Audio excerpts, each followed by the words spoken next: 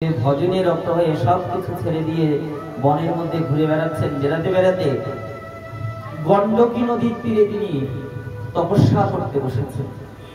এবার গণ্ডকী নদীর তীরে যখন তপস্যা করতে বসেছেন, একদিন দেখছেন একদল হরিণ এসে সেই গণ্ডকী নদীর জল পান করছে। তার মধ্যে একটা হরিণ ছিল অন্তঃসত্ত্বা। হঠাৎ করে কোথা থেকে কোথায় কি হলো, তীব্র হুঙ্কার গর্জন শোনা যাচ্ছে। বাঘ বা সিংহ কিছু হবে। আর সেই গর্জন শোনা মাত্র সমস্ত হরিণগুলো ওই নদী থেকে পেরিয়ে ঝাঁপিয়ে পার হয়ে যাওয়ার চেষ্টা করল। যে হরিণীটি অন্তঃসত্ত্বা ছিলেন, লাফ দিয়ে যেতে নিয়ে তার ওই সন্তানটা সেখানে প্রসব হয়ে গেল। আর সেই গিয়ে পড়লো জলে। জলের স্রোতে ভাসতে ভাসতে চলে গেল। এই দৃশ্য যেই দর্শন করেছেন ভরত মহারাজ, ভরত ভাবছেন হায় হায় হায় হায়, এতটুকু একটা হরিণ শাবক জন্ম নিয়ে পড়ে থাকলো আর মা চলে গেল জলে ভেসে, এখন এর কি হবে? কিন্তু আমি তো সাধু, আমি কি করবো? আবার পরে পরে ভাবছে সাধু হয়েছে কি হয়েছে, জীবের সেবা করবো না, এটা কি করে হয়? জীবের সেবা করতে শুরু করলেন সেই হরিণ শাবক। সুন্দর সেবা করছেন, মন প্রাণ হৃদয় দিয়ে তার সেবাতে ব্রতী হয়েছে। শাস্ত্রে বলেন সেবা করা ভালো, কিন্তু কারো প্রতি আসক্ত হওয়া ভালো না। সেবা করতে পারো জগতে সকলে, কিন্তু শাস্ত্রে বললেন কারো প্রতি আসক্তবদ্ধ হয়ে আসক্তি গ্রহণ করে থাকা আমাদের ঠিক না। কেন? আমরা আসক্তির জীব না। পশু পাখিরা বোধহীন, তাই ওদের আসক্তি আছে। আমরা তো বোধগম্য জীব, আমাদের কেন আসক্তি থাকবে? ভরতের হলো আসক্তি হরিণের। রোজ বন থেকে কচি কচি পাতা লতা এনে খাওয়ায়। যখন ভরত ধ্যানে বসে, ভরতের গায়ের সঙ্গে স্পর্শ করে বসে হরিণ। কেন? যেন বুঝতে পারে হরিণটা আমার কাছে আছে। না ছাড়া শাবক একা আছে, কেউ না ধরে খেয়ে নেয়। বাঘ সিংহ শিকার যদি ধরে তাহলে তো বাঁচবে না। শাস্ত্রে বললেন যাকে ভগবান রক্ষা করে তাকে কে মারে, আর যাকে ভগবান মারে তাকে আর জগতে কে রক্ষা করতে পারে? তাই ভাই একদিন বনের থেকে এসে দেখছেন যেখানে তার হরিণ, তার সিংহাসন আসন আছে, এখানে বসে বসে তপস্যা করে, সেখানে সেই হরিণটা নেই। চতুর্দিকে খুঁজতে শুরু করলেন, কোথায় গেল সে? খুঁজতে খুঁজতে খুঁজতে খুঁজতে চতুর্দিকে খোঁজাখুঁজি করতে করতে নেই অনেক পরে সেই সময়তে মনটা চঞ্চল হয়েছে হরিণের প্রতি খুঁজে। কেন দুঃখ হচ্ছে, এতদিন থেকে লালন পালন করেছে, অনেকটা সময় চলে যাওয়ার পরে হঠাৎ করে সেই সময় তার সঙ্গে দেশে জন্ম আছে। কিন্তু মনটা কি করছে? মন তো মনে মনে তো হরিণকেই খুঁজে বেড়াচ্ছে। তাই হলো হরিণকে মনে মনে খোঁজার জন্য ভরত মহারাজের হরিণ জন্ম হলো। আর এই হরিণ জন্ম পেয়ে ভরত মহারাজ অনুশোচনা করতে শুরু করলেন, হায় হায়, ওই জন্মেই চলে যেতাম যদি হরিণের প্রতি আসক্তি না হতো। ওই জন্মেই মুক্ত হয়ে যেতে পারতাম যদি সামান্য হরিণ শাবকের প্রতি আমি আসক্তবদ্ধ হতে না হতাম। এর মনে মনে ভাবছি আসক্তিটাই আমাদের যত অপরাধ। আর করবো না। এই হরিণ জন্মে কি করলেন? সাধুদের আশ্রমের চতুর্পাশে ঘুরে ঘুরে ঘাস খেয়ে বেড়ায়। সৎসঙ্গ হলে তার পাশে বসে বসে সৎসঙ্গ শ্রবণ করে। হরিনাম কীর্তন হলে সেখানেও বসে থাকে, ভগবান নাম আদি শ্রবণ করে। এর মধ্যেই নিজেকে বদ্ধ করে নিলেন। শাস্ত্র বলেন তারই অনুপম পায়, তারই কৃপায় দিব্য ভগবত অনুপম পায়। ভরত মহারাজের সেই হরিণ জন্ম যাওয়ার পরে ভরত আবার একটা জন্ম পেল। কিন্তু এই জন্ম পেয়ে এবার মনের ভিতরে তীব্র অনুশোচনা, হায় হায়, এত বড় সুযোগ পেয়ে, এত বড় জন্ম পেয়ে আমি জন্মটাকে কাজে লাগাই। হে ভগবান, হে দয়াময়, আমার জন্মটা তাহলে তো বৃথা গেল। হে কৃপাময়, তাহলে আমি কি করে উদ্ধার পাবো? মনে মনে চিন্তা করলেন সব থেকে অপরাধী স্থান হলো আমাদের মুখ। মুখটা বদমাশ না? বলা হয়েছিল না তোমাদেরকে মুখের গল্পটা, যে মুখটা কতটা বদমাশ, খুব বড় অপরাধী। জগতে সবাইকে জয় করা যায়, কিন্তু মুখটা তার কথা বলে না, কথাকে বলে জিভা। জিভাকে জয় করা যায় না। প্রসাদ বন্দনা বলছেন না, তার মধ্যে জিভা অতি সুদুর্লভ দুরমতি, তারে যেটা কঠিন সংসার, তাকে যেটা খুব কঠিন। কেন? জীব যদি নিজের জিভা জয় করতে পারে, নিজের লালসা চাওয়া পাওয়াকে জয় করতে পারে, শাস্ত্র বলে তাহলে সে জগতের অমূল্য ধন লাভ করতে পারত, তাহলে সে অনন্য কৃপা লাভ করতে পারত। কিন্তু যদি জিহ্বা জয় না করতে পেরেছে, শাস্ত্রে বলে তার কোনো কিছুই জয় হয়। বাক শুদ্ধি যাকে বলা হয়, বাক শুদ্ধি যদি না হয়, তাহলে শাস্ত্রে বলে তার কোনো কার্যের দ্বারা, কোনো বাক্যের দ্বারা কোনো কার্যই জগতে হবে। তাই হলো ভরত মনে মনে সিদ্ধান্ত নিয়ে বাক রোধ করে দেবে। বাক্য আছে কিন্তু বলেন না, চুপ করে থাকেন, একদম সাধারণ ভাবে। কিন্তু সাধারণ ভাবে থাকলে কি হবে? যারা জগতে সাধারণ থাকে, আমরা কি তাদেরকে খুব ভালোবাসি? তাদেরকে সহযোগিতা করি? পারলে তাদেরকে ঠকিয়ে ছেড়ে দিই। নিজের দাদারাই তাকে ঠকিয়ে বিষয় আশায় ঘর থেকে তাড়িয়ে দিলেন, চলে গেলেন পথে ঘাটে বনে, যেখানে সেখানে ঘুরে বেড়ান, বেরিয়ে জীবন যাপন করে বেড়ান। কিন্তু যেখানে সেখানে ঘুরে বেড়ালে পরেও, জীবন যাপন করলে পরে কি হবে?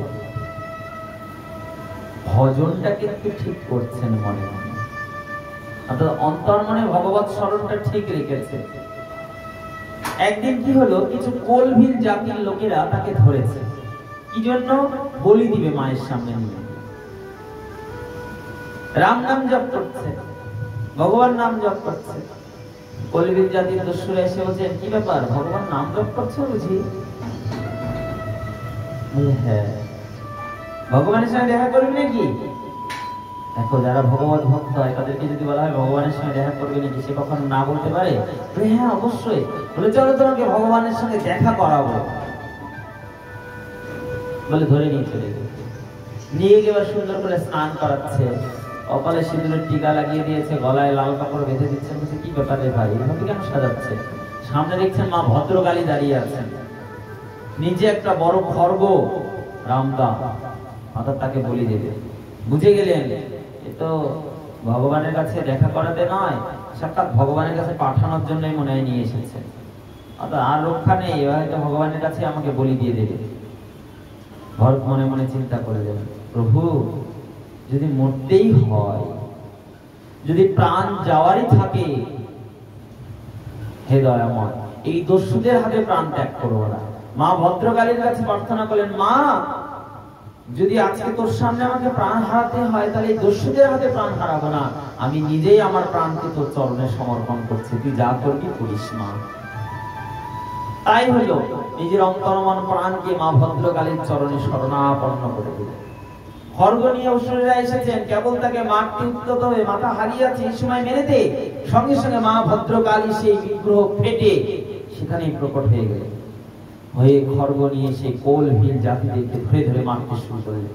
এক এক করে সকলকে যখন মারতে শুরু করেছেন, মা ভদ্রকালী একদম রণচণ্ডী রূপ ধারণ করেছেন। মা ভয় পেয়ে গেলেন, ভয় পেয়ে ভয়ে ভীত সন্তপ্ত হয়ে সকলে পালিয়ে চলে গেলেন। কোলভিল জাতি আর যত যত ছিল তারা সবাই ভরতকে ছেড়ে চলে গেলেন। ভরত সেখান থেকে মুক্ত হলেন। মা ভদ্রকালীকে বলছে, মা তোমার এই রূপ তো কখনো দেখিনি বা কখনো শুনিনি, তুমি বিগ্রহ ফেটে বিগ্রহের মধ্য থেকে বেরো। মা বলেন, শোন, যেখানে যেখানে আমার ভক্তের কষ্ট হয়, যেখানে যেখানে আমার ভক্তের গ্লানি হয়, আমি সেখানেই ছুটে যাই। কেন? শাস্ত্রে বলেছেন আমার উদ্দেশ্য আছে। পরিত্রাণায় সাধুনাং, জন্ম জন্ম ধরে সাধুদের পরিত্রাণ করার জন্য আমার জন্ম, আসা। বিনাশায় চ দুষ্কৃতম, আর দুষ্টদের দমন করা, বিনাশ করাটাই হলো আমার উদ্দেশ্য। চক্ষুরুন্মিলিতং যেন ধর্ম সংস্থাপনার্থায়, তার সঙ্গে কি করেন? ধর্মের সংস্থাপন করে সম্ভব আমি যুগে যুগ যুগ ধরে ভগবানের ধরাভূমিতে আসে। তাই জন্য আমার একটা উদ্দেশ্য আছে, সেই উদ্দেশ্য সাধনের জন্যই আমি ধরাভূমিতে আসি। তাই যদি তোমরা চাও, যদি তোমরা ভেবে থাকো যে আমার ভক্তের জ্ঞানী হবে, আমার ভক্তের দুঃখ হবে, আমি যাব না, তা কখনো হয়? ভরত, তুমি তো আমার কৃষ্ণের ভক্ত। মা ভদ্রকালী বলছে, আর আমিও কৃষ্ণের ভক্ত। আমি একজন কৃষ্ণের ভক্ত হয়ে আর একজন কৃষ্ণ ভক্তের প্রতি কখনো জ্ঞানী আঘাত আনতে পারি না। তাই আমি নিজে তোমার জন্য বাড়ি এসেছি। তদনুরূপ অনুকম্পায় ভগবত কৃপা লাভ করলেন ভরত। একদিন সিন্ধু সৌবরের রাজা মহারাজ রঘুগণ সৎসঙ্গ করার জন্য সেই পথে কপিল দেবের আশ্রমে যাচ্ছে। পথে দেখা হলো এই মহারাজ ভরতের সঙ্গে। কেন? ওই রঘুগণ যেই পালকিতে চলে যাচ্ছিলেন, একজন পালকি বাহক কম করেছে, তো তার বাহকদেরকে বলেন যেখান থেকেই হোক একজন পালকি বাহক ম্যানেজ করে এই পালকি নিয়ে আমাদেরকে কপিল দেবের আশ্রমে যেতে হবে, সেই গঙ্গাসাগরে। আর ছিলেন তার রাজত্ব কোথায়? বলে সিন্ধু সৌবর। সেটা কোথায়? একদম বিহার যে আছে, বিহারের একদম উত্তর প্রান্ত, অর্থাৎ নেপাল লাগোয়া যে স্থান, সেটার নাম ছিল সিন্ধু সৌবর। তো সেখানে যেতে গেলে পরে সময়ের ব্যাপার আছে, তাই সবকিছু বলে প্রস্তুত হয়ে যেতে হবে। সিন্ধু সৌবরের রাজা রঘুগণকে তিনি দর্শন পেলেন। একজন পালকি বাহক কম হয়েছে, কি করে বহন করবে? মহারাজ নির্দেশ দিলেন যাকে পারো তাকে ধরে আনো। সবাই মিলে গিয়ে ভরতকে ধরে এনেছে, এনে পালকি বলতে লাগিয়ে দিয়েছে। কিন্তু সবার যেমন চাল চলন, ভরতের তো তেমন চাল চলন নয়। হয়তো পায়ের নিচে পিঁপড়ে আসছে, হঠাৎ লাফিয়ে উঠছে, শোনো আপনি পিঁপড়েটা মরে যাবে। হয়তো বা কোনো কীট, কোনো জীব জন্তু আদি কোনো কিছু দেখতে পাচ্ছে, তাহলে সঙ্গে সঙ্গে সে কিন্তু লম্পজম্প শুরু করে দিচ্ছে। মহারাজ বলেন, আরে তোমরা এইভাবে দোলাচ্ছ কেন পালকিটাকে? সবাই বলে, মহারাজ আমরা না, ওই যে নতুন যাকে আপনি ধরে এনেছেন সেইভাবে নাড়াচ্ছে। ভগবান বলেন, ও সে যে এমন ভাবে নাড়াচ্ছে, তার এত বড় দুস্পর্ধা, তার এত বড় সাহস যে আমি মহারাজ পালকির মধ্যে আছি সেটা সে বিবেচনা করছে না। তাই জন্য ক্ষিপ্ত হয়ে তাকে ভৎসনা করতে হবে। মূর্খ, গণ্ড, অজ্ঞ, না জানে সেবা, না জানে পূজা, শুধুমাত্র মিথ্যা বেশ ধরে ভান ধরে ঘুরে বেড়া, এভাবে ভৎসনা করতে শুরু করেছে। যখন এভাবে তীব্র ভৎসনা করছেন, তখন ভৎসনা শুনতে শুনতে অতিষ্ঠ হয়ে গেলেন। এইবার রঘুগণ মহারাজ কথা বলতে শুরু করলেন। হে মহারাজ, আপনি কাকে তুচ্ছ গণ্ড মূর্খ বলছেন? আপনি জানেন আমি কে? আমি এক সময় সমস্ত ভারতভূমির রাজা ছিলাম। আপনি তো শুধু একটা সিন্ধু সৌবরের রাজা, আমি ছিলাম সমস্ত ভারতভূমির একচ্ছত্রপতি রাজা। কিন্তু আমার মনে এমন কখনো অহংকার ছিল না, কিন্তু বৃথায় একটি হরিণ শাবকের প্রতি আসক্তিবদ্ধ হয়ে আজ আমার এমন দশা। আপনি কিসের জন্য মায়া করছেন?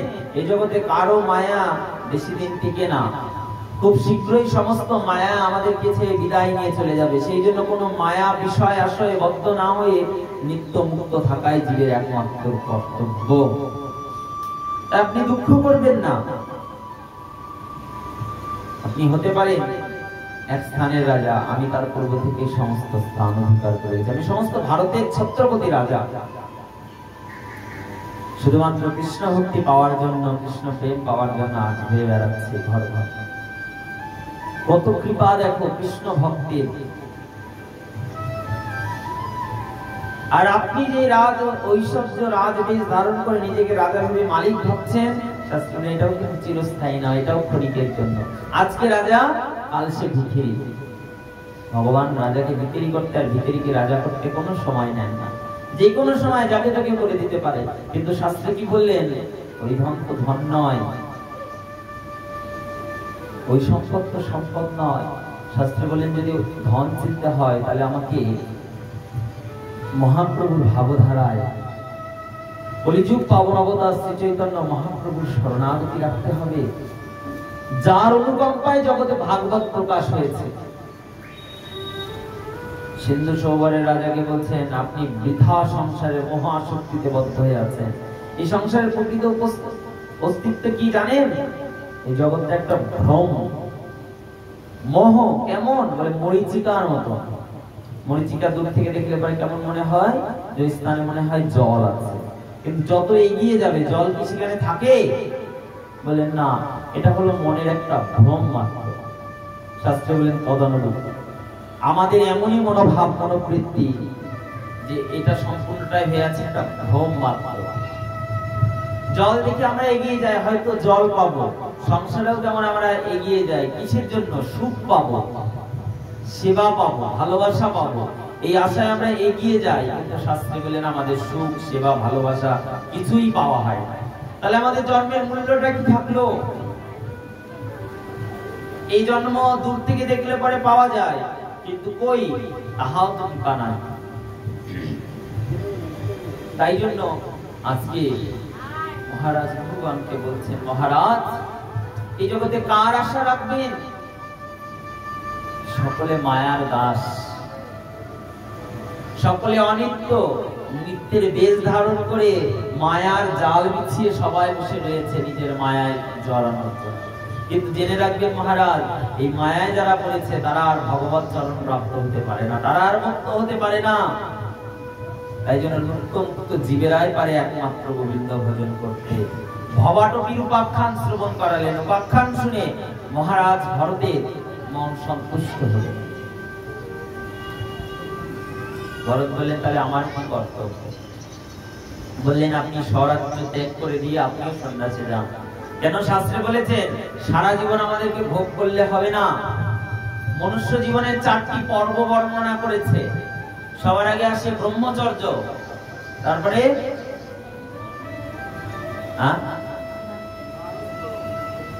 গৃহস্থ, তারপরে বানপ্রস্থ, তারপরে সন্ন্যাস। সবার আগে এসেছে কি? ব্রহ্মচর্য ধর্ম। কাকে পালন করতে হবে? সবাই। কখন? 1 থেকে 25 বছর অবধি ব্রহ্মচর্য। গৃহস্থ 25 থেকে 50 বছর অবধি গৃহস্থ জীবন। বানপ্রস্থ বললেন 50 থেকে 75। বলি বানপ্রস্থ আবার কি করে? গৃহস্থ তো বুঝলাম সংসারী হবে, আর একটাও বুঝলাম এও ভগবত সেবায় লাগবে, কিন্তু বানপ্রস্থটা কি করে হবে? বানপ্রস্থ কাদেরকে বলা হয়? বলেন যারা অন্তরে অনুভব বা আশা রেখেছিলেন ভগবত কৃপার, হয়তো তার দ্বারা কৃপা লাভ করবে, কিন্তু শাস্ত্রে বললেন একটা সময়ের পরে আমাদেরকে সবকিছু ছেড়ে দিতে হয়। তখন বিষয় আশয়ের মালিকানা ধরে রাখলে হয় না। 50 যখন পার হয়ে গেছে তখন কি করতে হয়? পুত্র কন্যা আদি প্রতি সংসারের দায়িত্ব নিয়ে সংসারে থেকেই তাদেরকে লক্ষ্য রাখতে হবে, পরিচালনা করতে হবে, যেন তারা ঠিকভাবে চলে, ঠিক মতে চলে। এটা সংসারের মধ্যে থেকেই তাদেরকে আলোচনা করতে হবে, চালাতে হবে। কিন্তু শাস্ত্রে বলেন এই জগতে তো তার আলোচনা হয় না, এই জগতে শুধু বিষয়েরই আলোচনা হয়। তো বিষয় আলোচনাতে কখনো সুখ দিতে পারে না। তাই জন্য সুখ দিতে পারে একমাত্র আমার ভগবানের নাম, ভগবত নাম, ভগবত মহিমা, ভগবত কীর্তন যদি আমরা গাইতে পারি, তাহলে ভগবত কৃপাটা অতি সহজে লাভ করতে পারব। কি করলেন? এই প্রিয়ব্রতের আবার ক্ষমা করবেন, এই আমাদের যিনি জড়ভরত রঘুগণ মহারাজকে ভবাটবীর উপাখ্যান দিচ্ছেন, এই ভরত মহারাজ শিক্ষা দিলেন যে আমাদেরকে নিত্য প্রতিনিয়ত কর্তব্য কি? এই যে সৎসঙ্গ করতে যাচ্ছিলেন, রঘুগণের মনে অহংকার ছিল, কিন্তু যখন ভরতের মুখে এমন বদন শুনলেন, করজোর করে ভরত মহারাজের চরণে পড়লেন, বললেন আজ আমার কপিলদেব মুনির আশ্রমে গিয়ে আর সৎসঙ্গ করার প্রয়োজন নেই, আজ আমার এখানেই সৎসঙ্গ হয়ে গেল। তো এখানে কি করে সৎসঙ্গ? শাস্ত্রে বলে যেখানেই ভগবানের নাম হয়, ভগবানের কথা হয়, ভগবানের গুণ মহিমা কীর্তন হয়, শাস্ত্রে বলে সেটাই হলো জগতের সব থেকে বড় সৎসঙ্গ। এর থেকে বড় সৎসঙ্গ জগতে হতে পারে না। তাই নিত্য প্রতিনিয়ত তুমি ভগবত নাম করো, অবশ্যই ভগবত কৃপা লাভ করবে।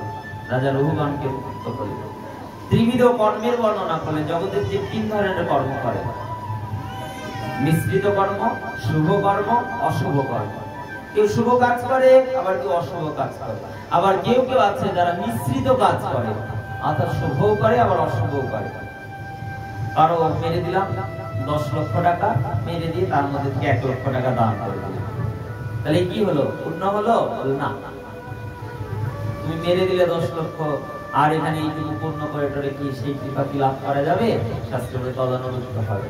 তাহলে ভগবত মহিমাটাও তদানুরূপ। শাস্ত্রে বলছেন জগতের জীব তো অনেক করুণা, অনেক কর্ম করছেন, পাপ তাপ অপরাধ দোষ ক্ষমা অনেক কিছু হয়ে যাচ্ছে, কিন্তু জীবেরা করুণা কোথা থেকে লাভ করবে?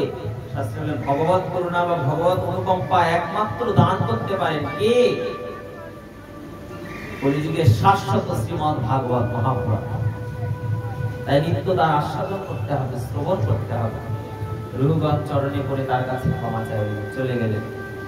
মহারাজ ভরত কর্মের জ্ঞান প্রকাশ করলেন। পরীক্ষিত মহারাজ সুখদেব মুনির মুখে কর্মের কথা শুনলেন। মহারাজ পরীক্ষিত বললেন, আচ্ছা শুভ কর্ম করলে কি হয়, অশুভ কর্ম করলে কি হয়, আবার মিশ্রিত কর্ম করলে কি হয়? বলে শুভ কর্ম করলে স্বর্গলোক প্রাপ্তি হয়, অশুভ কর্ম করলে পরে নরকলোক প্রাপ্তি হয়। আর যারা মিশ্রিত কর্ম করে তারা কোনো শুভ ফল লাভ করতে পারে না, তাদেরকে আবার পরের জন্মের জন্য অপেক্ষা করতে হবে। তো শাস্ত্রে বলেন একদিনও যদি কেউ আমরা ভগবত ভক্তি করে থাকি, শাস্ত্রে বলেন তার মহিমা, তার মাহাত্ম্য কখনো শেষ হবে না। তাই মহারাজ তাকে কৃপা করলেন। আজকে মহারাজ উপাখ্যান শ্রবণ করালেন তার কন্যাগণ, প্রসূতির উপাখ্যান শ্রবণ করালেন। প্রসূতির বিবাহ হলেন প্রজাপতি দক্ষের সঙ্গে। তাদের হলো 16টি কন্যা, 13টি কন্যা ধর্মকে, 1টি কন্যা অগ্নিকে, 1টি কন্যা তার কনিষ্ঠ পুত্রকে দান করলেন।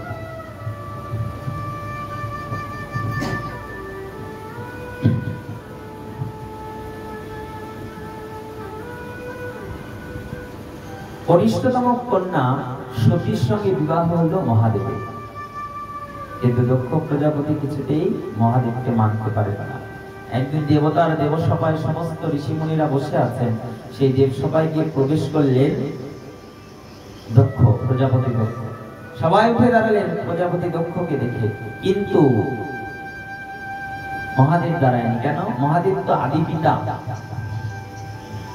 তিনি তো দেবাদিদেব, তিনি কেন অন্য কাউকে সম্মান করবেন? তিনি বসে থাকলেন নিজের জায়গায়, কিন্তু এটাতে তিনি নিজেকে অপমানিত বোধ করতে লাগলেন।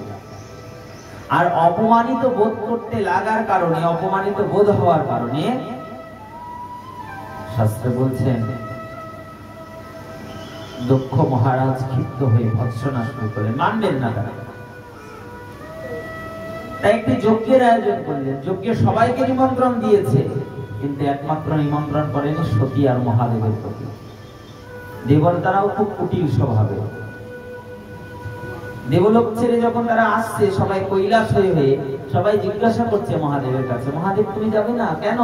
বলে যে হিমালয়ের দক্ষের দরবারে আজ এক সুন্দর যজ্ঞের আয়োজন হয়েছে তার দরবারে, সেখানে আমরা সবাই যাচ্ছি আতিথেয়তা গ্রহণ করতে, আপনি যাবেন না? মহাদেব তো বলেন আমাদের তো আমন্ত্রণই নেই, আমরা কি করে যাই? আমন্ত্রিত স্থানে যদি বিনা আমন্ত্রণে যাওয়া যায়, শাস্ত্রে বলেন তাতে কিন্তু অপরাধ। তো সেই জন্য তাকে জিজ্ঞাসা করলেন। ভরত মহারাজ বললেন, পরীক্ষিত মহারাজ শ্রবণ করালেন, প্রভু দেবী সতী মহাদেবের কাছে বায়না করতে লাগলেন আমি যাবই বাবার বাড়ি। বাবার বাড়ি এবার নিয়ে নিমন্ত্রণ চাই। তার স্বামী বোঝালেন, শোনো তোমার পতি হয়তো চাই না আমরা এর মধ্যে থাকি, তাই তুমি আর জেদ করো না। কিন্তু সতী কিছুতেই জেদ ছাড়লেন, আর জেদের বশবর্তী হয়ে সতীকে ছেড়ে দিলেন মহাদেব। কেন ছাড়লেন? যাও তুমি গিয়ে পিতার ঘর থেকে ঘুরে আসো, আমি যেতে পারবো না। সঙ্গে নন্দীকে পাঠালেন, নন্দীকে নিয়ে পিতা ঘরে চলে গেলেন, পিতার ঘরে চলে গেলেন। পিতার ঘরে গিয়ে দেখছেন সমস্ত দেবতার আলাদা আলাদা সিংহাসনে বসেছে, সব সিংহাসনের উপরে যে যে বসে আছে তাদের তাদের নাম লেখা আছে, খচিত করা। সব সভাঘর খুঁজলেন, সবার নাম দেখতে পারলেন, কিন্তু মহাদেবের নাম দেখতে পেলেন। সতী এসে তার পিতার কাছে বললেন, বাবা আচ্ছা তুমি এত বড় একটা যজ্ঞ করেছো, তুমি যজ্ঞ করে আমাদেরকে কেন আমন্ত্রণ করোনি বলো? সতীকে দেখা মাত্র ক্ষিপ্ত হয়ে গেলেন পিতা, ক্ষিপ্ত হয়ে বলতে লাগলেন, তোর মতন কুলাঙ্গার দুশ্চরিত্র, তোর মতন এমন অপরাধী কন্যাকে জন্ম দিয়ে আমার জন্মটা, আমার নামটা ধূলিসাৎ হয়ে গেল। আগে জানলে আমি কখনো তোর মতে এইভাবে বিয়ে হতে দিতাম না। নিজে তো নিজে মরলি, সঙ্গে একটা শ্মশানচারী দুরাচারী মাতালের সঙ্গে রাত কাটার ছাই ভস্য মাটি, না আছে চরিত্রের ঠিক, না আছে নিজের কর্মের ঠিক, এইভাবে জীবন কাটায়। তীব্র ভৎসনা শুরু করতে বললেন। যখন সতীর সঙ্গে হলো, সতী কিছু বললেন না, কিন্তু যখন সতীকে ছেড়ে মহাদেবের অপমান করতে শুরু করলেন, সঙ্গে সঙ্গে সতী সেখানেই দেহ ত্যাগ করে দিল। কেন? শাস্ত্রে বলে পতির নিন্দা সতীরা কখনো শুনতে পারে না। পতির নিন্দা হয়েছে, সঙ্গে সঙ্গে তাকে ত্যাগ করে দিয়েছে। আর ত্যাগ করে কোথায় যাবে? নন্দিত দেখা মাত্র খবর নিয়ে চলে গেছে পিতার কাছে, বাবা বাবা, মা সতী দেহ ত্যাগ করেছে। কেন? বলেন, ওই মহারাজ আপনাকে খুব বিভৎসভাবে ভর্ৎসনা করছিলেন, সেটা সহ্য না করতে পারে মা সতী সেখানে দেহ ত্যাগ করেছে। কেন? বৈষ্ণব নিন্দা তো তিনি শুনবেন না, তিনি পরমা বৈষ্ণবী। সঙ্গে সঙ্গে দেবী সংবাদ শুনে মহাদেব ক্ষিপ্ত হলেন। ক্ষিপ্ত হয়ে অগ্নিবর্ণ ধারণ করলেন, মাথা থেকে একটি জটা ছিঁড়ে নিয়ে মাটিতে যেই ফেললেন, সেই জটা থেকে সৃষ্টি হলো একটা দিব্য দানব। তার নাম কি? বীরভদ্র। বীরভদ্র, রুদ্র তো ভগবান নিজে, তার নাম হলো বীরভদ্র। তাকে পাঠিয়ে দিলেন, যাও তুমি দক্ষের যজ্ঞকে বিনষ্ট করে আসো, দক্ষের যজ্ঞশালাকে শেষ করে দাও। যেই মাত্র এই নির্দেশ পেয়েছে বীরভদ্র চলে গেলেন। হাতে মহাদেবের ত্রিশূল নিয়ে গেছে, হাতে মহাদেবের ত্রিশূল নিয়ে গেছে তাকে বিনষ্ট করার জন্য। আর প্রবেশ করা মাত্র যত যত ওই দক্ষের সেনা আদি ছিল সকলকে ধরে ধরে মারতে শুরু করল। ভয়ঙ্কর যারা যারা যুদ্ধ করতে আসে সকলকে মারে। এবার যুদ্ধ শুরু হলো দক্ষের সঙ্গে। দক্ষের সঙ্গে সেই বীরভদ্রের এমন তুমুল যুদ্ধ শুরু হলো, ক্ষিপ্ত হয়ে হাতে ত্রিশূলটা ছুঁয়ে মেরে দিয়েছে। দক্ষের মুন্ডুটা সঙ্গে সঙ্গে কাটা হয়ে গেল, আর মুন্ডুটা গিয়ে পড়ল যজ্ঞকুণ্ডে। যজ্ঞকুণ্ডের পরে ভস্মীভূত হয়ে গেল। সবাই বলো সর্বনাশ, দক্ষ যেই যজ্ঞ শুরু করেছে, যজ্ঞটা বিশ্রাম দিতে দিচ্ছে না, এদিকে যুদ্ধ হচ্ছে, আর দক্ষ বসে বসে অগ্নিতে আহুতি দিয়ে যাচ্ছেন। বললেন, যাই হয়ে যাক, এরা সবাই আটকাবে ওই বীরভদ্রকে, আমি আমার যজ্ঞটা পূর্ণ করে নেব। কিন্তু যজ্ঞ পূর্ণ হলো কিসে? তার মুন্ড পুড়ে।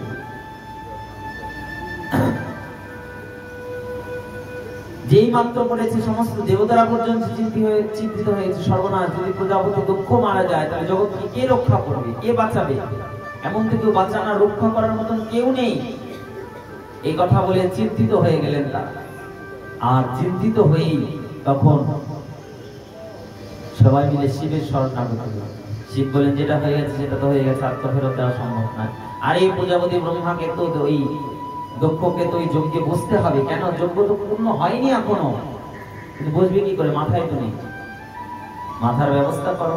বলে, কি করে ব্যবস্থা হবে? আগুনে পুড়ে তো শেষ।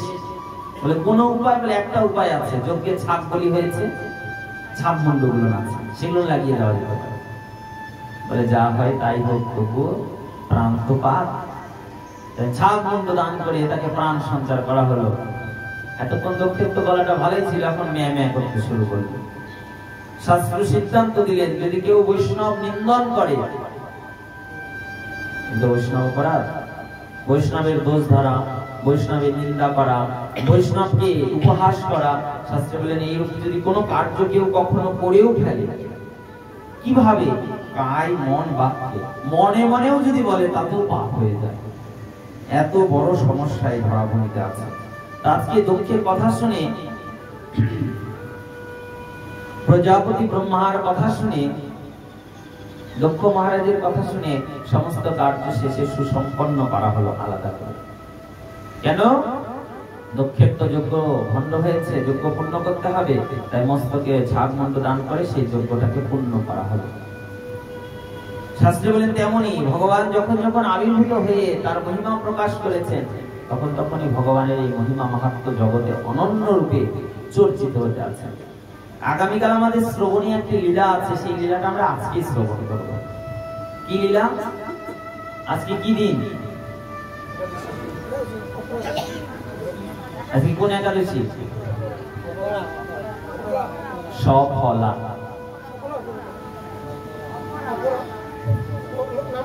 আমাদের এই যে একাদশী গুলো আছে, ব্রত মাহাত্ম্য গুলো, শাস্ত্রে বললেন এই একাদশী দেবীর এই যে দিব্য ব্রত মাহাত্ম্য গুলো আছে, যেমন আমাদের এখন একটা যজ্ঞ চলছে, অবশ্যই ভাগবত যজ্ঞ ভগবানের প্রিয়, কিন্তু একাদশী ব্রত শাস্ত্রে এটা তো ভগবানের আরো অধিক প্রিয়। একাদশীর মাহাত্ম্য কি ভাগবতে বলা আছে? বলে হ্যাঁ, ভাগবতে আছে। দশম স্কন্ধে যে ভগবান একাদশীর মাহাত্ম্য দেখিয়েছেন কার দ্বারায়? সূর্যবংশের একজন রাজা, তার নাম কি ছিলেন? মহারাজ অম্বরীশ। অম্বরীশ চরিত্রকে এখানে তুলে ধরেছে। আজকে একাদশী মাহাত্ম্য আমরা পাঠ বিশ্রামে একাদশী মাহাত্ম্য মহিমা ভাগবত থেকে শুনি। ভাগবতে কি রূপে মাহাত্ম্য বলছে। এইদিকে মহারাজ পরীক্ষিত ভাগবতের দিব্য কথা শৃঙ্খলা আস্বাদন করে যাচ্ছে। মহারাজকে কর্মের জ্ঞান দিলেন। মহারাজ, যারা শুভ কাজ করে তারা স্বর্গে যায়, যারা অশুভ কাজ করে তারা নরকে যায়। পরীক্ষিতের মনের মধ্যে উৎকণ্ঠা জাগল, আচ্ছা মহারাজ, এই স্বর্গেতে কি হয় আর নরকে কি হয়? স্বর্গে জীব পায় চরম সুখ,